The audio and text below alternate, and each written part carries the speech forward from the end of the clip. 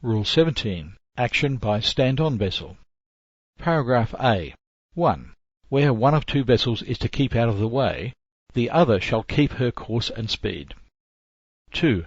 The latter vessel may, however, take action to avoid collision by her manoeuvre alone as soon as it becomes apparent to her that the vessel required to keep out of the way is not taking appropriate action in compliance with these rules. Paragraph B. When, from any cause, the vessel required to keep her course and speed finds herself so close that collision cannot be avoided by the action of the give-way vessel alone, she shall take such action as will best aid to avoid collision. Paragraph C. A power-driven vessel which takes action in a crossing situation in accordance with subparagraph A2 of this rule to avoid collision with another power-driven vessel shall, if the circumstances of the case admit, not alter course to port for a vessel on her own port side.